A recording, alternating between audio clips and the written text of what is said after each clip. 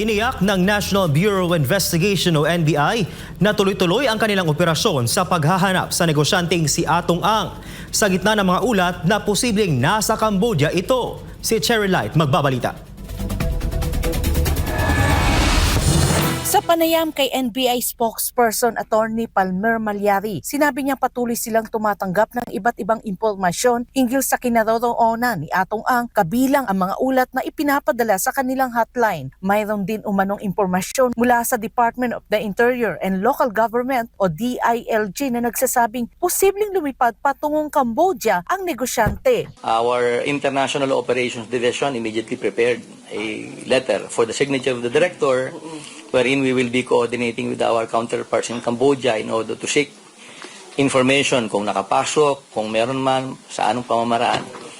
Yun po ang ginagawa natin. Bukod dito, sinabi rin ni Malyari na may natatanggap silang impormasyon na maaring nasa ibang lugar si Atong Ang at posibleng patuloy na nakikipag-ugnayan sa mga bata dahil upang masusing iproseso ng NBI ang lahat ng impormasyong kanilang natatanggap upang makatulong sa paghahanap sa kanya. Tumanggi naman ang NBI na magbigay ng detalye kung bakit may impormasyong nagsasabing nasa Cambodia si Atong Ang. Ayon kay Malyari, may initial report na nagsasabing ilang taon na ang nakalipas ay may person associated sa kanya na bumiyahe patungong Cambodia, ngunit hindi na binanggit ang pangalan ng naturang individual. Dagdag pa ni Malyari, wala pang isinasagawang physical trip ang NBI sa ibang bansa. Sa ngayon nakatuon muna sila sa law enforcement to law enforcement communication sa pamamagitan ng kanilang International Operations Division, gaya ng nakasanayang proseso ng ahensya.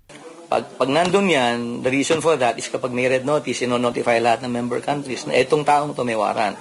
Now, for those member countries na malamang nandoon, ino-notify din na kung halimbawa ang kinancel ng passport undocumented, the option is either you extradite, we apply for a warrant there for purposes of extradition. The other way is kung undocumented, pwedeng ipa-deport for violation of the immigration laws nung bansa kung saan siya nandoon. Sa kabila ng mga ulat, iginiit ng NBI na wala pa rin silang natatanggap na kumpirmadong impormasyon na si Atong Ang ay nakalabas ng bansa sa pamamagitan ng backdoor. Ayon sa ahensya, tumutulong lamang sila sa pagbeberipika ng mga impormasyong binanggit ni DILG Secretary John Vic Remulla. Sa ngayon, wala pa rin natatanggap ang NBI na opisyal na ulat na lumabas ng bansa si Atong Ang o gumamit ng iligal na paraan upang makaalis ng Pilipinas. Samantala, may mensahe ang NBI sa mga Pilipinong nasa Cambodia o sa ibang bansa na maaring makakita kay Atong Ang. Ang advice ko, sabihin na lang na merong na merong reward na 10 million pesos.